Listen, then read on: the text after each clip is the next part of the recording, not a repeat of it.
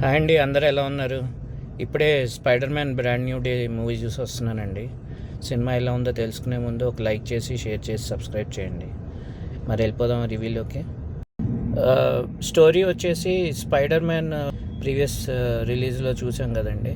Spider మ్యాన్ని అందరూ మర్చిపోతారు. Even తన లవర్ ఎంజే అండ్ తన ఫ్రెండ్ కూడా, నెట్ కూడా మర్చిపోతాడు కదా. సో ఎవరికి స్పైడర్ మ్యాన్ ఎవరో తెలియదు, తన ఐడెంటిటీ. సో ఈ మూవీలో తన ఐడెంటిటీని మళ్ళీ రివీల్ చేస్తాడా లేదా అనేది సినిమా స్టోరీ అండి. చాలా ఎమోషనల్గా తీశాడు కొన్ని సీన్స్. ఫస్ట్ హాఫ్లో వచ్చే యాక్షన్ ఎపిసోడ్స్ కానీ, సెకండ్ హాఫ్లో వచ్చే హల్క్ యాక్షన్ ఎపిసోడ్ కానీ, క్లైమాక్స్లో వచ్చే యాక్షన్ ఎపిసోడ్స్ కానీ ఎక్సలెంట్గా ఉన్నాయి. Spider man brand new day ఇది మనం ఎక్స్పెక్ట్ చేసే దానికన్నా చాలా బాగుందండి. నార్మల్ స్పైడర్ మ్యాన్ మూవీస్లో ఉండే యాక్షన్ మాత్రమే కాకుండా దీంట్లో కొంచెం ఎమోషనల్ కంటెంట్ ఎక్కువ ఉంది. సో చాలా బాగుందండి. ఫస్ట్ హాఫ్ అంతా విలన్ ఎవరో కూడా తెలీదు. చాలా టఫ్ విలన్ కింద చూపిస్తారు. స్పైడర్ మ్యాన్కి మంచి టఫ్ ఫైట్ ఇస్తుంది విలన్. నెక్స్ట్